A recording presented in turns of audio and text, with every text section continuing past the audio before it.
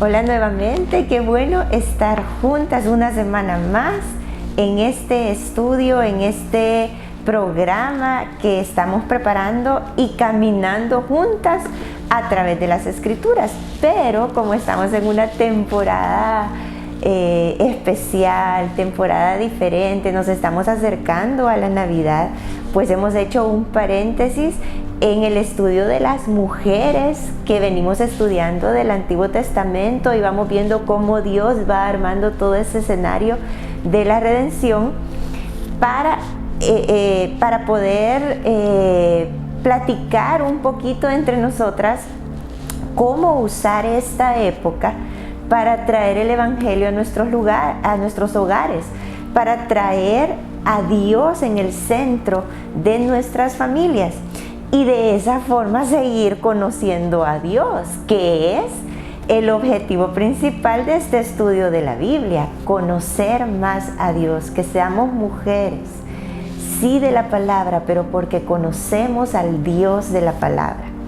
Entonces queremos hablar ahora de este personaje que a veces nos toma y creemos que es el centro de la Navidad, y quizás por eso a veces hemos creído muchas veces que la Navidad es una fiesta impía, una fiesta pagana.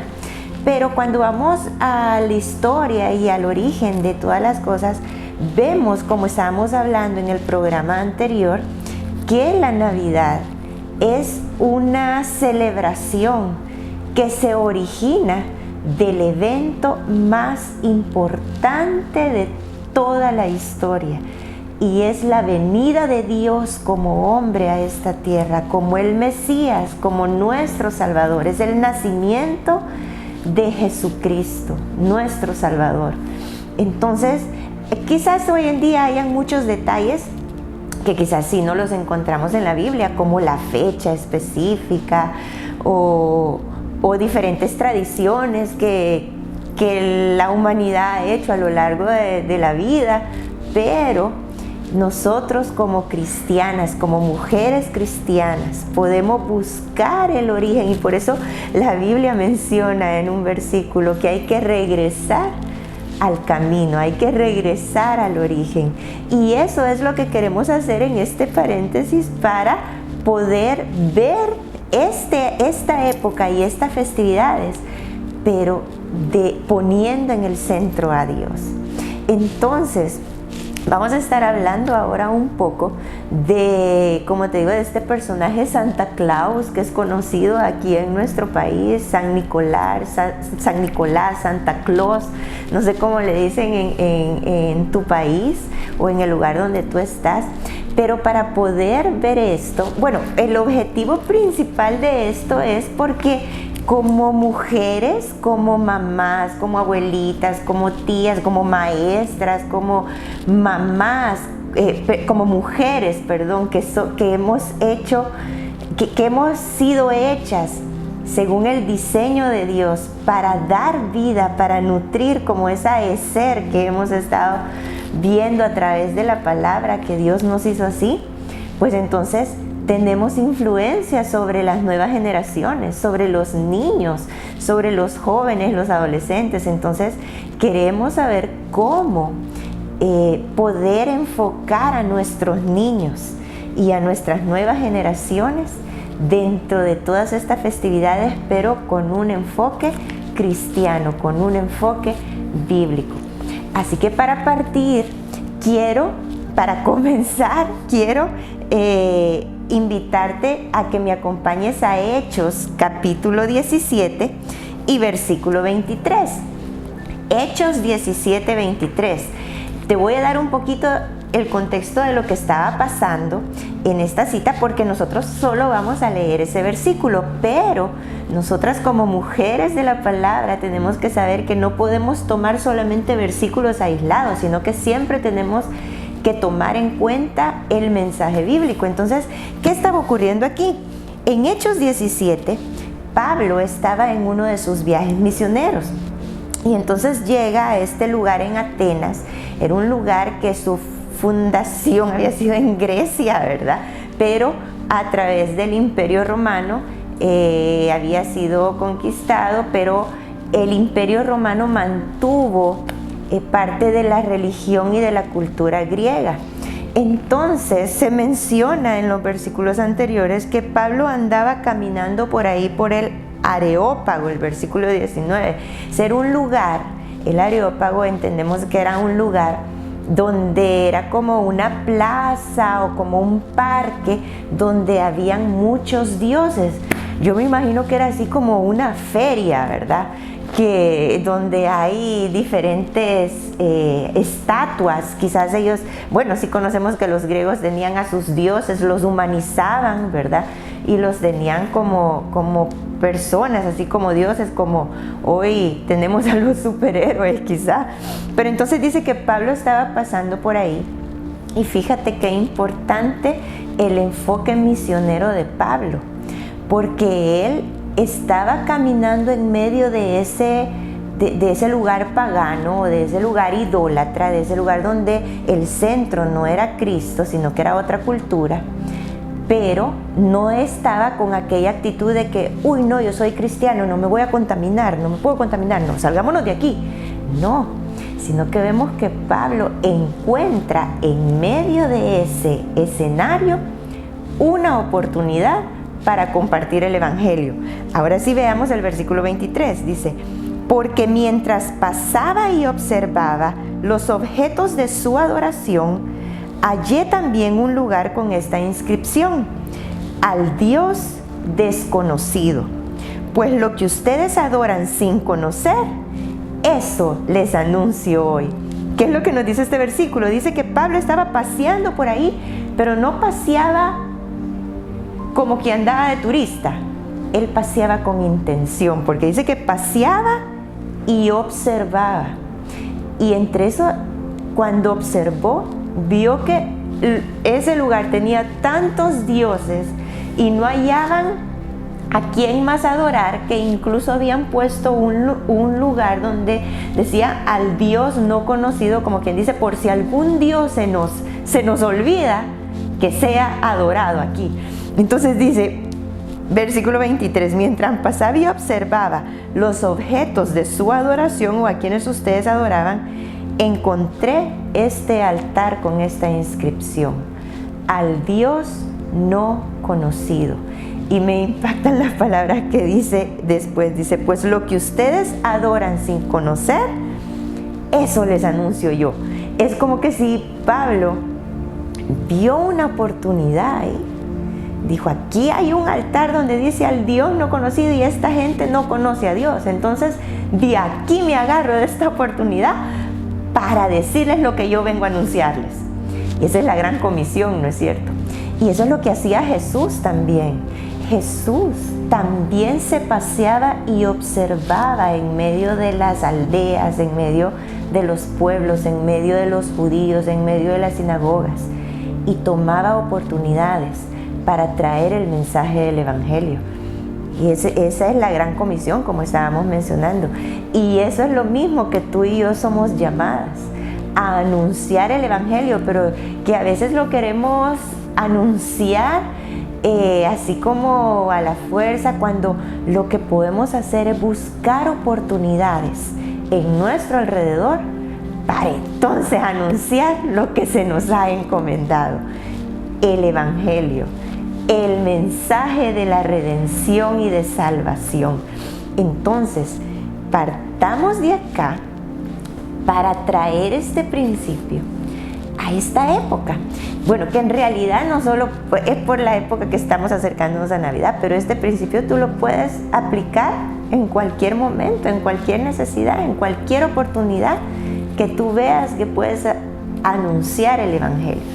Entonces, aquí es donde vamos a comenzar a hablar de este personaje, porque muchas veces nosotros nos cerramos y nuestros niños están recibiendo como el mensaje y la cultura de que si hay un personaje que da regalos y todo eso, y nosotros solamente a veces nos cerramos, ¿verdad? Como estábamos hablando al principio.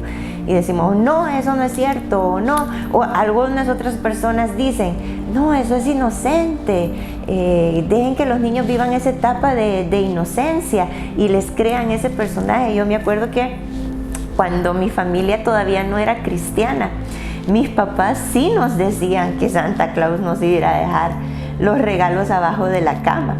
Y yo me acuerdo un par de navidades que traté de no dormirme para ver si lograba encontrarme con el dichoso Santa, con el famoso Santa. Pero me quedaba dormida, claro, estaba muy pequeña.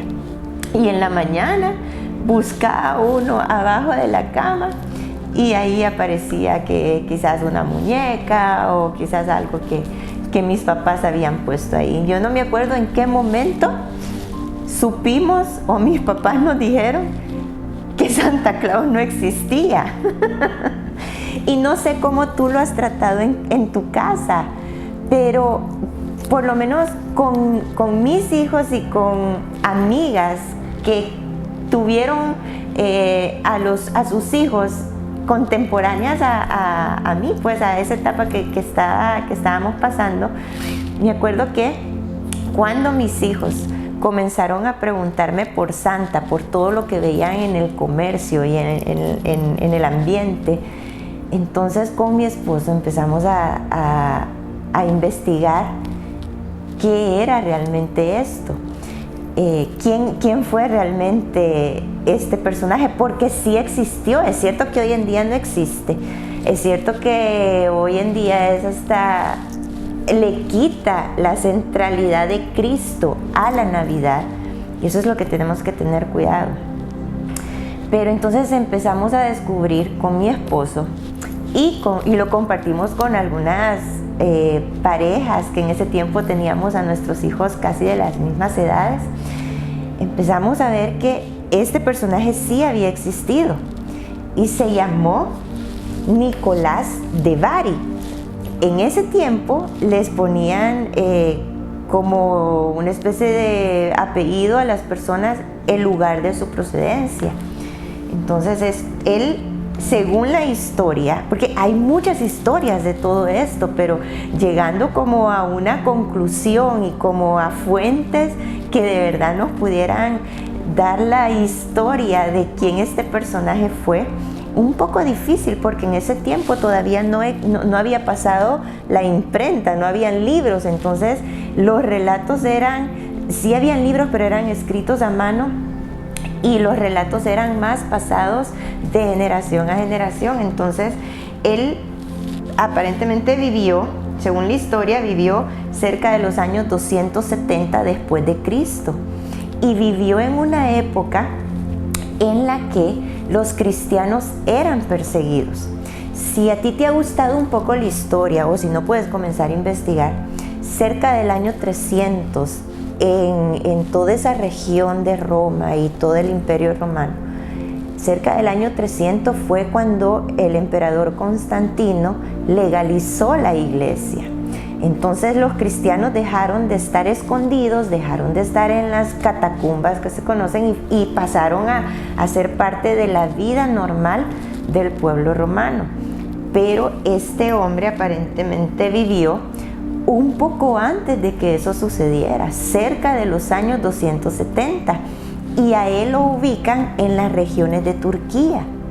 Entonces se dice que él fue un obispo en Mira, en una ciudad de esas regiones de Turquía.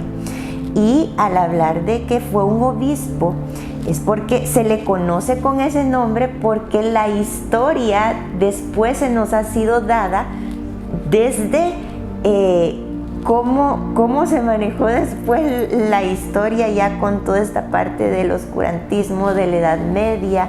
Entonces se dice que fue, pero si vamos a ver qué es lo que él hacía, él era un predicador. Él fue de los que, ¿saben que San Nicolás se le conoce? No le voy a llamar San Nicolás. Nicolás de Bari fue un hombre que defendió la verdad del Evangelio. Y él quedó huérfano. Si tú buscas su biografía, él quedó huérfano y venía de una familia adinerada. Entonces, con toda su fortuna, él renunció a ella y sirvió a Cristo. Él se hizo predicador. Fue encarcelado por predicar a Cristo, porque él vivió en ese tiempo donde la iglesia era perseguida y donde quemaban las Biblias y lo que tenían de la palabra de Dios, lo que se conocía ahora del Nuevo Testamento, porque para ese tiempo sí ya estaban los escritos del Nuevo Testamento, las cartas y los evangelios y todo eso. Entonces los quemaban y había una gran persecución. La iglesia era una iglesia escondida. Por eso es que decimos que el cristianismo tiene toda esa historia, que muchas veces solo nos cerramos a pensar que toda esa tradición no es de Dios. Pero cuando vamos a investigar, vemos que todo esto viene de los padres de las primeras iglesias. Entonces, San Nicolás de Bari, se me sale decir San Nicolás, pero Nicolás de Bari fue uno de estos predicadores, y con su fortuna él lo que hacía es que le ayudaba a los necesitados. Entonces de ahí es donde viene la historia de que él daba regalos. Nosotros hoy en día solo vemos que usa trineo, que vuela, que reparte regalos, y los niños, ¿verdad?, piensan que tiene un taller en el Polo Norte, porque en estos lugares donde él vivía hay nieve. Entonces de ahí es donde viene toda esa historia. Entonces uno de niño no se pone a pensar, ¿y de dónde saca Santa Claus el dinero para su taller, para todos los regalos? Los niños no se ponen a pensar en eso. Bueno, quizás hay alguno que sí, ¿verdad?, porque son tan ocurrentes los niños. Pero ya cuando vas creciendo te vas dando cuenta que eso es una fantasía, porque no puede existir un viejito, un ancianito que pasa todo el año haciendo regalos, y entonces, ¿y de qué trabaja, verdad? ¿De qué? Pero es que en realidad Nicolás de Bari tenía una fortuna, y su fortuna él la usó para bendecir a los necesitados. Entonces, en esos lugares donde hay mucho frío, donde casi no hay sol, las personas acostumbraban a que en las chimeneas ponían al fuego de la casa para calentarse, ponían a secar la ropa. Entonces de ahí es donde viene esa tradición de poner los calcetines en la chimenea, y ahí es donde este hombre, este siervo de Dios, no quería recibir como los agradecimientos de las personas. A escondidas él ponía monedas o ponía parte de su fortuna, la entregaba en estos calcetines o en esta ropa que se estaba secando. Saben que también se dice la historia que hacía Nicolás de Bari. Él rescataba personas que estaban dadas a la esclavitud, las compraba, pero para darles libertad. Él quizás había entendido que lo que Dios le había dado, esa fortuna, era para ayudar a los demás, y de ahí es donde viene esa tradición de que San Nicolás o Santa Claus da regalos. Pero en realidad en este tiempo nosotros podemos ver que ese es el sentir de Dios, porque en este tiempo Dios dio a su Hijo unigénito para que todo aquel que en él crea no se pierda, sino que tenga vida eterna. Entonces tú puedes hablarle a tus hijos con esta verdad de que este personaje sí existió, sí fue un creyente, sí conoció a Dios y daba regalos, porque conocía a Dios, él daba regalos. Entonces mira qué lindo enfoque podemos tener en familia y darle esta verdad a nuestros hijos y a nuestros sobrinos y a todos los niños con los que tengamos contacto. No centrar la Navidad en qué regalo voy a recibir. Eso es algo egoísta. Y quizás tus hijos pasan haciendo listas, ¿verdad?, de qué quieren o que se portan bien para que les des regalos, porque esa es como la movida, ¿verdad?, de estos días. Pero qué diferente enfoque cuando lo vemos desde el Evangelio. Y podemos usar este personaje como Pablo usó esa oportunidad al Dios no conocido. Pues nosotros podemos usar este personaje y no hacer de la Navidad un evento egoísta y que nuestros niños estén pensando nada más en lo que van a recibir, sino que tú puedas inculcar en tus hijos: ¿qué puedo dar esta Navidad?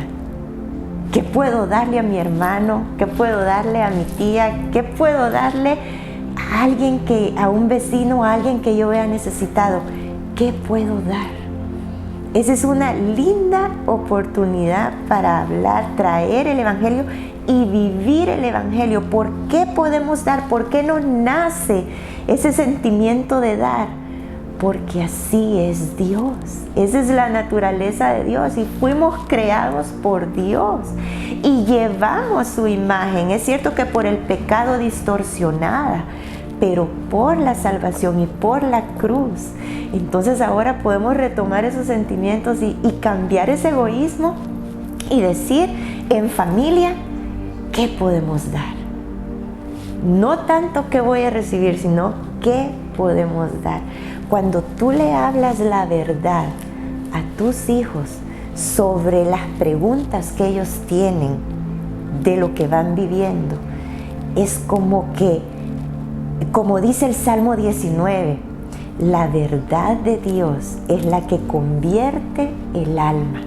Entonces, hablando con la hermana Irmita, para las que conocen a la hermana Irma aquí en nuestra iglesia y en la escuela Oasis, estábamos hablando hace un momentito esto, que cuando hablamos la verdad con nuestros niños, y no cualquier verdad, es la verdad de Dios, la verdad que no cambia, esa verdad que toca el alma y que transforma el alma, porque es la palabra viva y eficaz que dice Hebreos 4:13. Cuando hablamos esa verdad con nuestros hijos, entonces es algo que les queda bien plasmado y es como que tus hijos, tus niños siempre van a tener esa confianza que tú les vas a hablar con la verdad y que pueden acercarse a ti con cualquier pregunta y cualquier tema, porque saben que les vas a hablar con la verdad de Dios, que es una verdad que sobrepasa el entendimiento, que toca el alma, que transforma el alma, que convierte el alma, dice el Salmo 19. Así que te animo que en estas festividades no solo decores tu casa con versículos sobre la venida de Jesús, sobre el nacimiento de Dios hecho hombre, sobre ese milagro, el mayor milagro de la historia y de toda la humanidad, Dios salvando a su pueblo. No solo que decores tu arbolito con los nombres de Dios, sino que puedas hablarle la verdad a tus hijos, que puedan hablar de esa verdad con tu familia y que puedan no pensar en la Navidad como algo egoísta, como qué voy a recibir yo, sino que juntos busquen a quién puedo darle hoy, a quién puedo bendecir en esta época. Así que, ¿por qué no oramos juntas y le pedimos a Dios que cuando hables esto con tu familia, que Dios te dé su gracia y que Dios te dé palabras y que sus corazones puedan entusiasmarse también contigo sobre todo esto? Y así estaremos viviendo el Evangelio en nuestras casas. Oremos. Gracias, Señor.